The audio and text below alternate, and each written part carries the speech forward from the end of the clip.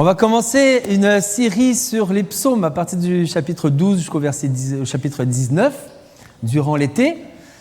Et ce matin, donc, on va étudier le psaume 12. Je vous invite tout de suite à ouvrir la parole de Dieu à la page 501 de vos Bibles. La page 501 de vos Bibles du semeur que vous avez sur vos chaises. Et on va étudier ensemble, méditer le chapitre 12. Au début, je me suis dit, c'est pas juste. Les premiers chapitres, vous allez voir, on parle beaucoup du cœur humain qui peut être mauvais. C'est les 12, 13, 14. Et après, il y a des merveilleuses promesses. Et je me dis, pourquoi ça tombe toujours sur moi, le chapitre 12 ? Et en réalité, c'est aussi un grand cri d'espoir. Vous allez voir. J'ai beaucoup aimé, apprécié, étudier ce chapitre. Lisons ensemble. Nous allons aujourd'hui, à travers ce chapitre, voir un manuel de résistance spirituelle. J'espère vous étonner un petit peu. On va voir comment on peut tenir debout face au chaos de la fausseté qui nous environne. Lisons ensemble. Au chef de chœur, un psaume de David, à chanter avec accompagnement de la harpe à 8 cordes. Au secours, ô Éternel, il n'y a plus d'homme pieux. On ne peut plus se fier à personne. Chacun trompe son prochain, lui disant des flatteries, la duplicité au cœur. Que l'Éternel examine ces gens aux lèvres flatteuses et à la langue arrogante. Je t'examine et extermine. Qu'il retranche ceux qui disent « Notre langue nous rend forts. Nos alliés, ce sont nos lèvres. Qui dominerait sur nous ?»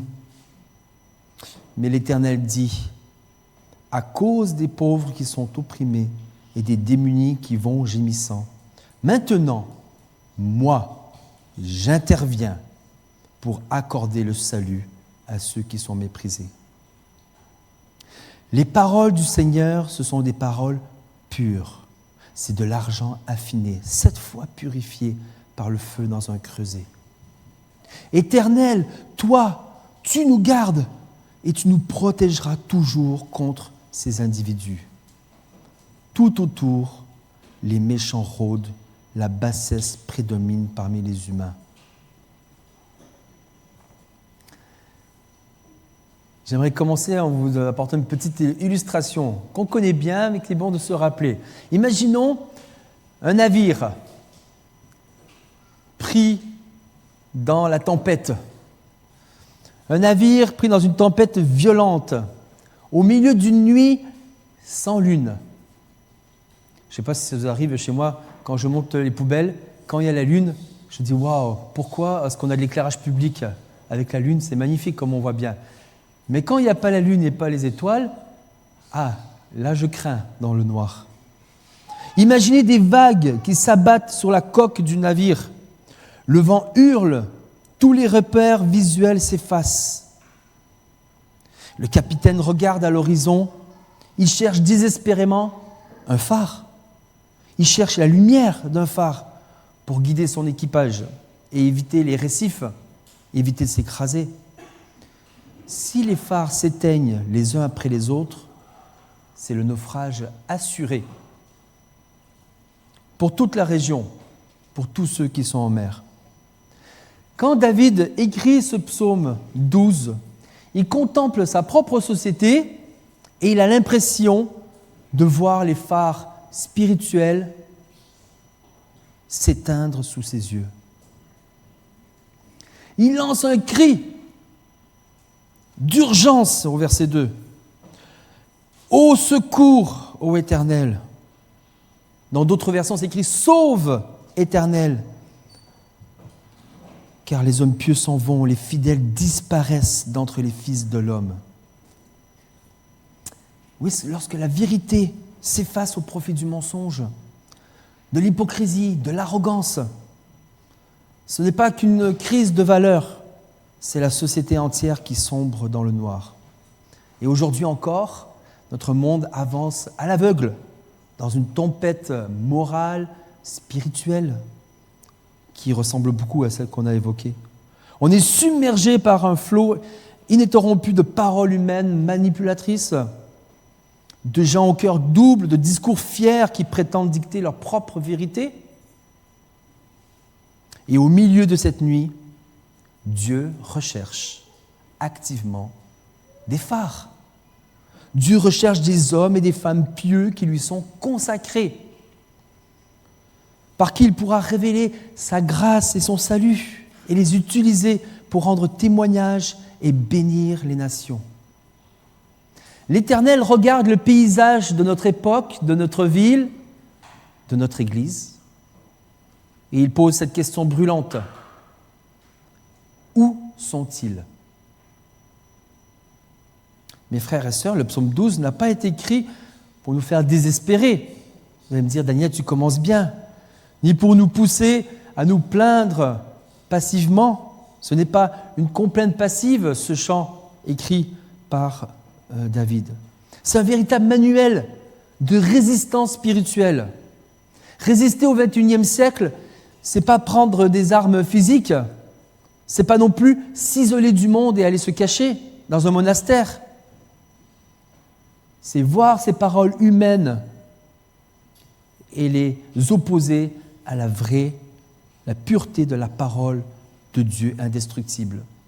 Face au chaos de la fausseté qui nous entoure, ce psaume nous révèle que c'est Dieu lui-même qui se lève pour devenir le gardien et le protecteur de ses phares. Alors on va découvrir ensemble ce manuel qui nous enseigne à tenir debout, qui nous enseigne à filtrer nos écoutes et à puiser notre sécurité dans la seule parole qui ne faillira jamais. On va voir 3 états de la résistance.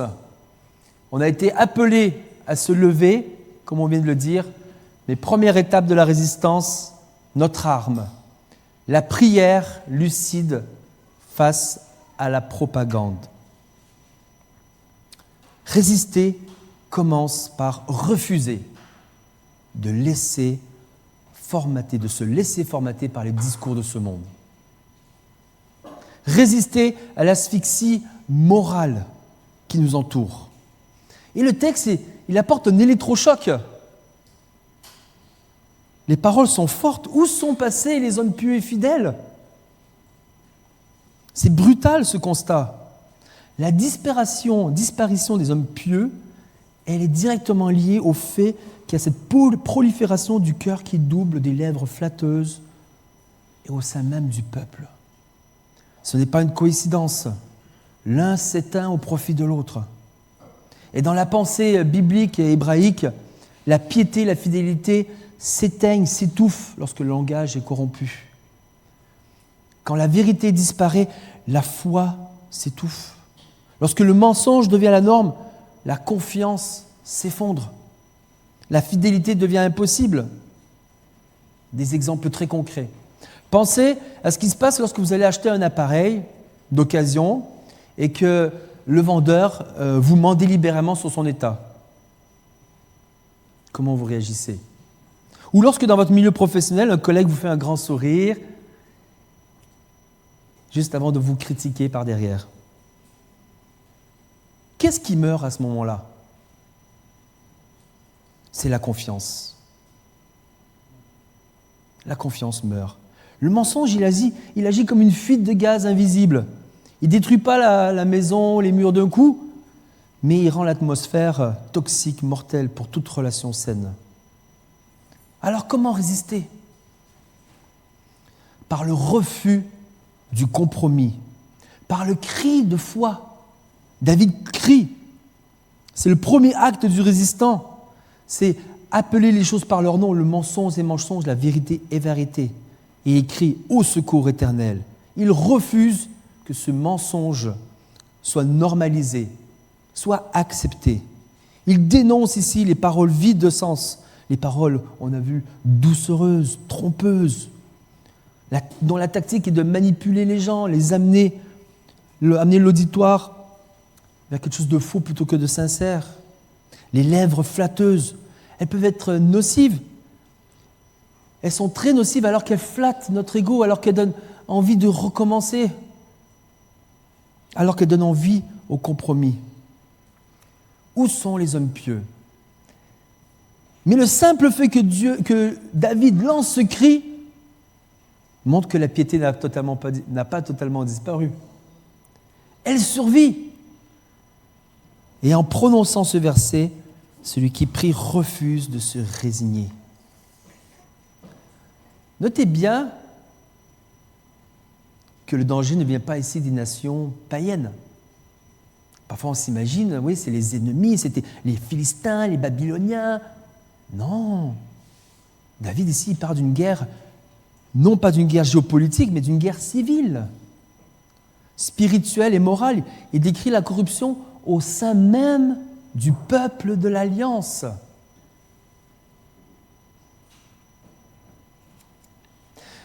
On oublie aussi trop souvent que le livre des psaumes est un livre de chant officiel d'Israël, repris en chœur par la foule lors des grandes fêtes au temple. Alors imaginez des milliers de pèlerins qui viennent à Jérusalem et qui chantent d'une seule voix « Il n'y a plus d'hommes pieux, il n'y a plus de fidèles, ils ont tous disparu. » C'est très encourageant, hein? Mais c'est un besoin de revenir à quelque chose de lucide, de réel, de ce qui nous entoure. C'est aussi un acte de confession nationale, de repentance collective. Et en chantant cela, la communauté elle brise l'orgueil, elle reconnaît sa propre tendance au compromis. L'Église actuelle, nous ne devons pas être surpris par la corruption morale du monde. Elle existait depuis toujours, elle existe encore aujourd'hui. Et le psaume commence par le même constat, il finit par le même constat. À la fin, au verset 9, vous avez pu le lire, c'est écrit encore « Tout autour, les méchants rôdent, la bassesse prédomine parmi les nations, parmi les humains. » Le flot du monde est naturellement enclin au mensonge, mais l'avertissement le plus sérieux concerne nous-mêmes. Attention, danger aux lèvres flatteuses et au cœur double. Cela guette également la communauté des croyants. Sommes-nous affligés devant le compromis? Sommes-nous endormis ou résignés? L'Église est appelée à résister. Résister en devenant une communauté de transparence. Une communauté où la flatterie intéressée, le commérage sont bannis. Une communauté où l'on adresse à Dieu un cri de foi au quotidien. Résistons à cette asphyxie morale. Résistons aussi à l'arrogance des puissants. Le verset 5, on va relire les versets 4 et 5 qui est écrit « Que l'Éternel extermine ces gens aux lèvres flatteuses et à la langue arrogante. Qu'il retranche ceux qui disent notre langue nous rend fort, nos alliés, ce sont nos lèvres, qui dominerait sur nous ?» Oui, ce verset 5 pose un diagnostic sur l'arrogance.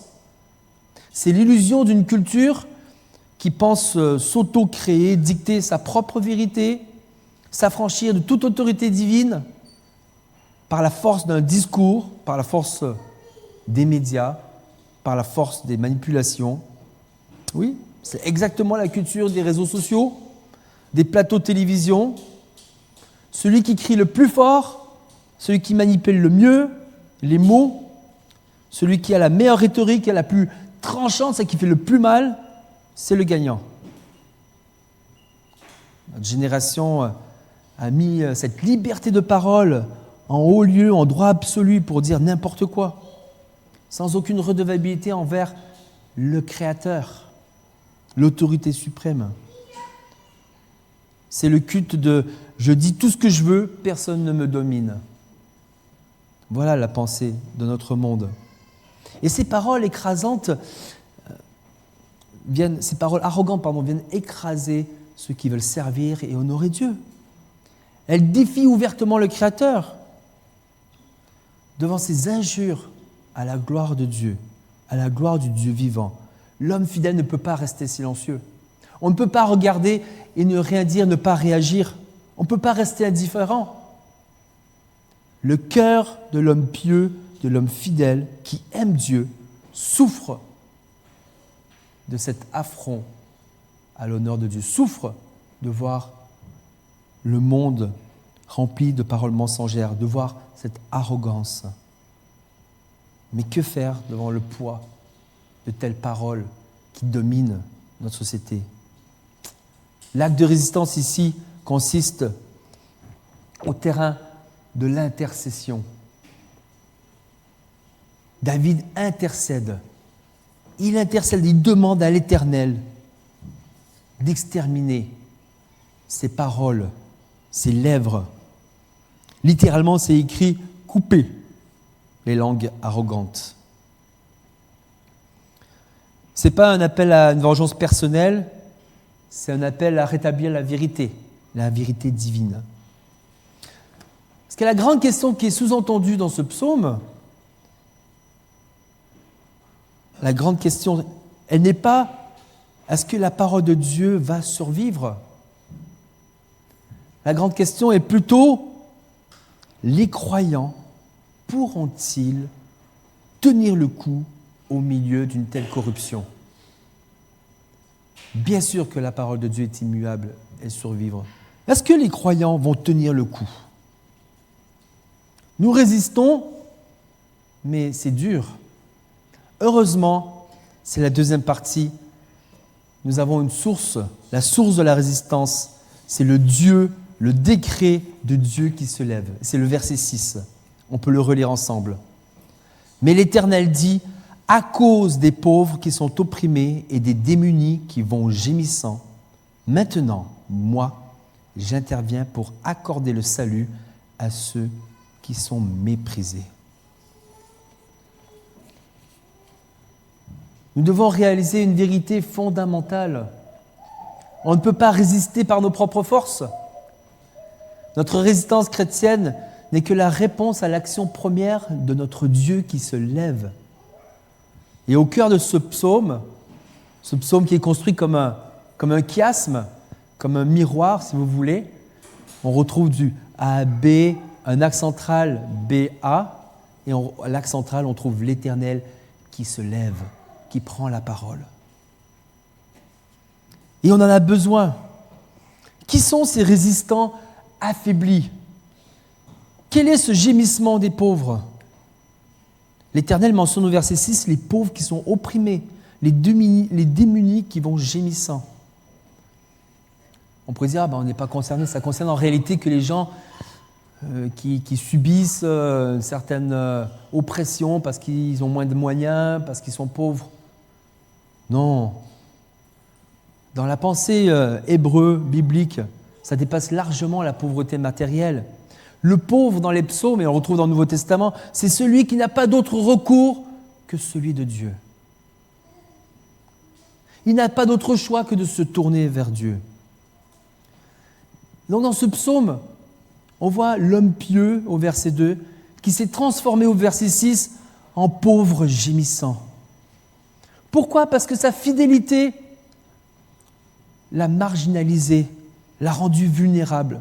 Dans une société où la tricherie, le cœur double sont une façon de réussir, de prendre la place, de prendre le pouvoir, l'homme qui refuse de mentir devient automatiquement la cible de moqueries, du mépris, de l'oppression.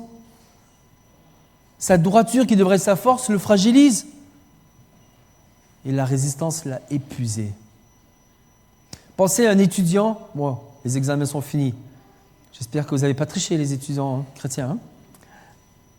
Pensez à un étudiant qui refuse de tricher aux examens, alors que toute la promotion le fait. Il dit, c'est normal, tu n'as pas le choix, c'est comme ça qu'on y arrive. Pensez à un entrepreneur qui refuse de verser un pot de vin pour décrocher un contrat crucial. Humainement, ils perdent. Humainement, ils sont perdants. Ils se retrouvent pénalisés. Ils se retrouvent même moqués, marginalisés à cause de leur fidélité à Dieu. Ils deviennent les pauvres et les opprimés du psaume 12. Et cette réalité trouve son écho dans les paroles de Jésus en Matthieu, quand il proclame « Heureux les pauvres en esprit, car le royaume des cieux est à eux. » Jésus unit la pauvreté spirituelle, la dépendance totale avec Dieu, avec la véritable piété. Dieu écoute le gémissement de ceux qui souffrent pour la justice. Souffrons-nous pour la justice? Il entend le cri des hommes pieux et fidèles, et leur cri lui est intolérable. C'est pour ça que le verset 6 continue. Maintenant, moi, j'interviens. Dieu rompt le silence. Ça suffit. Au moment où les fidèles sont à bout de force, ça suffit. Maintenant, dit l'Éternel dans d'autres versions, je me lève. Maintenant, j'interviens pour accorder le salut à ceux qui sont méprisés. On voit dans le pivot de ce psaume, ce changement. On voit que Dieu n'est pas un observateur lointain. Il ne regarde pas de loin en disant, quelque part, ils ont ce qu'ils méritent, ou quelque part, ils ont déjà ce qu'il faut. Non, Dieu est viscéralement sensible à l'injustice. Et le maintenant divin, il atteste quoi? Il atteste que Dieu est le maître du temps. Et on voit la suite du psaume. Quand Dieu se lève, la réalité change. Nous avons un grand Dieu. Mais quelle est donc la nature de ce secours immédiat? Le texte ne nous montre pas que Dieu évacue magiquement les enfants du monde. Il ne dit pas, vous êtes oppressés, je vais vous téléporter dans un autre pays. Je vais vous emmener avec moi au ciel immédiatement. Il n'envoie pas non plus le feu du ciel pour détruire tous les menteurs. C'est ce qu'on aimerait. Extermine ces paroles. Non, il apporte une délivrance bien plus urgente. Il met les hommes pieux en sécurité spirituelle, psychologique, mentale. Il leur crée un abri moral, une immunité interne contre la toxicité et le lavage de cerveau de son époque, le lavage de cerveau de notre époque. Le salut ici, c'est la survie spirituelle du reste. Le reste de quoi? Le reste de croyants, le reste d'hommes fidèles, pieux, au cœur même de la tempête. C'est un peu comme l'image d'une combinaison de plongée. Lorsque vous plongez dans une eau qui est glaciale, qui est polluée, la combinaison ne fait pas disparaître l'océan. La combinaison ne permet pas de réchauffer l'eau autour de vous. La combinaison met juste une barrière, une zone de sécurité entre votre corps et ce qui vous entoure. Elle vous permet de respirer, de survivre dans un milieu hostile. La présence de Dieu, la parole de Dieu agissent exactement comme cette combinaison pour notre esprit.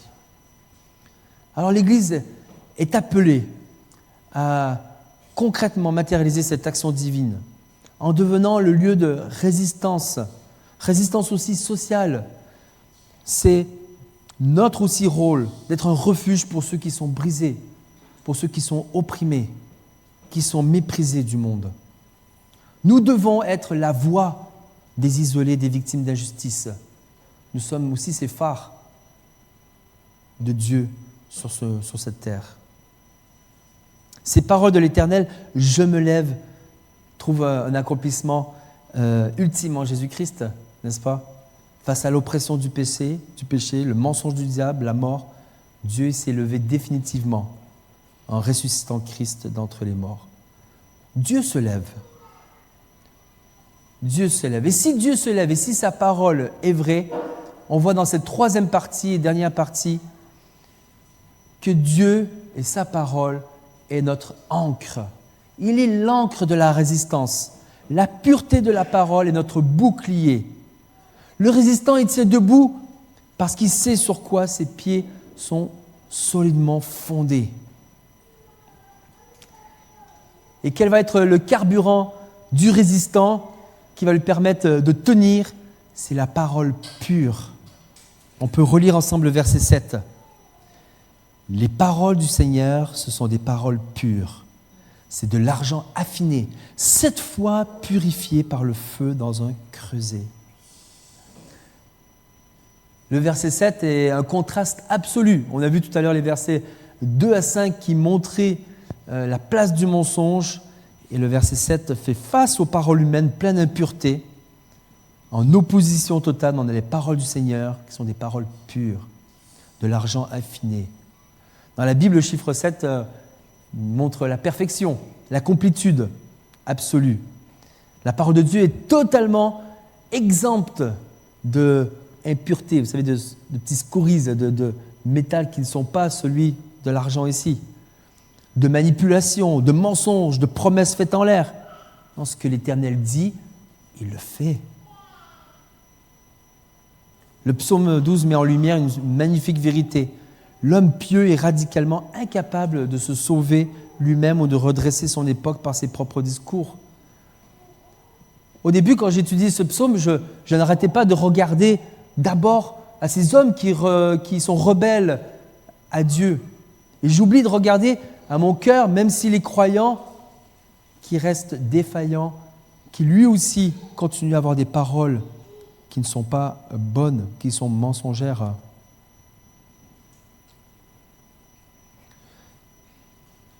Certes, on est des phares, mais il faut reconnaître que sans la lumière de Dieu, sans être le reflet de Dieu, on est radicalement incapable de se sauver nous-mêmes ou même de redresser notre époque, de convaincre par nos propres discours face au raz-de-marée du mensonge. Notre parole est tellement impuissante. L'homme fidèle du psaume, on l'a vu, il est fatigué, il est accablé, il gémit. Il tente de se lever de ses propres forces, morales ou politiques, mais il se brise contre l'arrogance des puissants. Et le contraste est saisissant. L'homme s'effondre, mais Dieu se lève.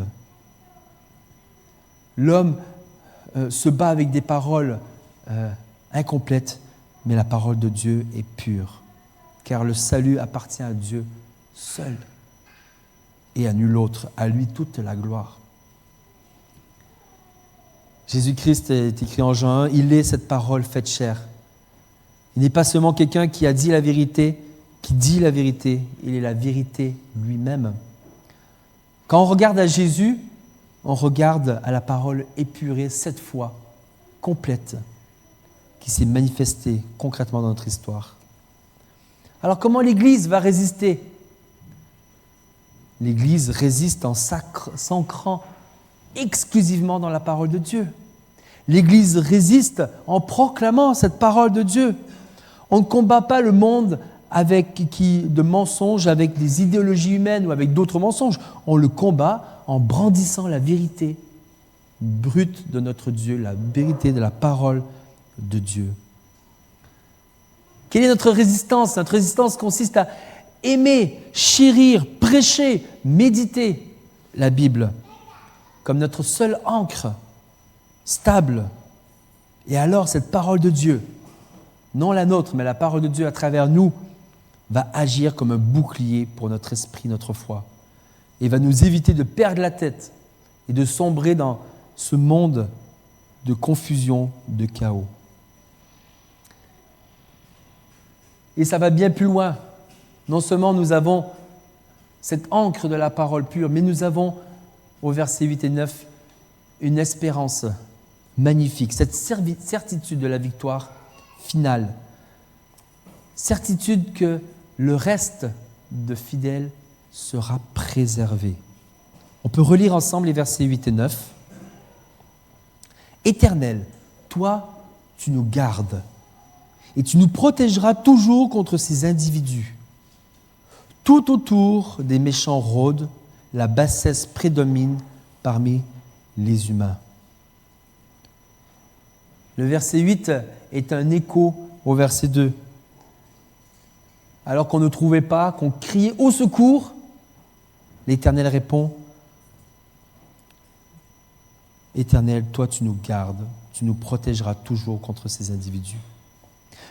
Dieu garantit la lignée des hommes fidèles. Il garantit que cette lignée ne s'éteindra jamais. Non pas parce que nous en sommes capables, mais parce que c'est lui qui la garde. Ça me fait penser, moi qui suis un peu bâtisseur, à l'histoire de construction des cathédrales. Parfois, à travers les épidémies, les guerres, les chantiers s'arrêtaient, l'église pouvait être en partie détruite, les échafaudages s'effondraient. Et on aurait pu croire que le projet était abandonné, mais les plans originaux étaient précieusement gardés par l'architecte. Et parfois, des décennies plus tard, une nouvelle génération reprenait le flambeau et l'édifice s'élevait à nouveau. Peu importe les crises que traverse l'Église, cette Église vivante et visible aujourd'hui, notre architecte divin préserve, il a le plan et il le préserve toujours. Il préserve pour toujours un reste de fidèles pour continuer son œuvre. Et c'est un espoir, c'est une bénédiction pour nous, pour avancer, pour persévérer dans la résistance. C'est une source pour les chrétiens d'aujourd'hui d'assurance inébranlable. Peu importe les crises institutionnelles, les scandales, ou l'impression que la foi a disparu, que la foi s'éteint dans notre monde, dans notre société occidentale, tellement matérialiste, tellement sûre d'elle, Dieu garde son Église. Elle est préservée non pas parce qu'elle est forte ou stratégique, mais parce que son gardien s'est levé. En Christ, nous avons la garantie absolue que nous traverserons les époques les plus sombres sans jamais être détruits. Et Jésus lui-même l'a dit, « Personne ne les ravira de ma main. » Le psaume se termine avec pourtant un paradoxe malheureusement très réaliste. On a lu « Tout autour des méchants rôdent, la bassesse prédomine parmi les humains. » On a commencé en disant que le mal est présent, le mensonge est présent, et on finit en disant « le mensonge est présent ». On aurait aimé finir avec victoire totale, nous avançons avec Jésus, il n'y a plus de mensonges sur terre. Ce n'est pas le cas. Le mensonge nous environne, mais Dieu se lève et nous protège de la toxicité de ce monde. La situation extérieure n'a pas changé. Les valeurs des hommes ne changent pas. Et on voit ici que même ils se promènent ouvertement, sans crainte. Ces paroles arrogantes ont même du prestige. On les contemple, on les regarde. La bataille du langage fait rage. Le père du mensonge se bat pour que la bassesse continue de dominer.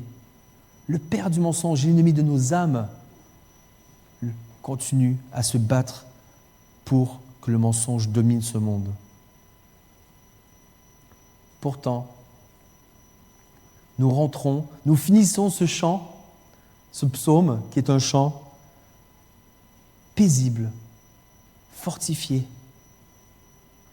Parce que le résistant, il n'attend pas que la tempête s'arrête pour chanter la victoire.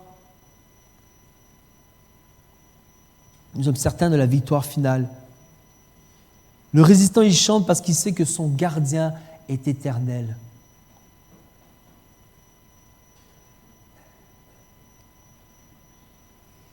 Faisons-lui confiance. Résistons pour l'honneur de son nom. J'aimerais conclure en nous encourageant à vivre la contre-culture comme Christ l'a vécu. Jésus est notre résistant suprême. Au désert, face aux mensonges et aux textes bibliques que le diable détournait, il a résisté par la parole pure, en proclamant « Il est écrit, il est écrit, il est écrit ». À la croix, méprisé, insulté, il est resté fidèle. Il est resté le fidèle absolu pour nous offrir le salut définitif. Le monde reste corrompu, difficile, malgré la victoire de Dieu à la croix. Mais Dieu garde ses enfants qui placent leur confiance en lui. Il ne nous promet pas une vie facile, mais il promet de nous préserver de la corruption spirituelle. La grande question de notre génération n'est pas la parole de Dieu va-t-elle survivre, mais plutôt les croyants pourront-ils survivre et rester fidèles dans un monde si corrompu? Et la réponse du psaume 12 est un oui retentissant. Oui, nous pouvons survivre dans ce monde si corrompu. Nous pouvons survivre et même briller en étant ancrés dans la parole fiable de Dieu. Ce chant ne nous laisse pas sur le traumatisme du verset 2. Il ne s'arrête pas à la première partie, les premiers versets, mais la belle mélodie nous conduit vers de la force, vers de l'espérance de la protection divine. Israël le chantait avec un réalisme brisé, mais avec aussi une espérance inflexible. Ce chant transfère toute la sécurité qu'on pourrait avoir envie de mettre dans des structures humaines faillibles. Il transfère toute cette sécurité dans une seule chose qui ne bouge pas, la parole de Dieu. Alors chacun de nous, en tant que pierre vivante de cette Église ancrée en Jésus-Christ, répondons à l'appel à résister. Rejetons le cœur double. Saturons nos pensées de l'Écriture.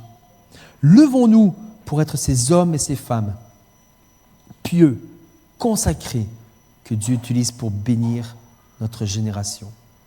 Prions ensemble.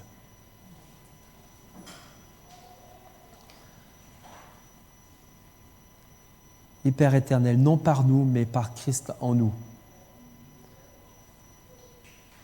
Merci pour ta fidélité, merci pour ton grand salut.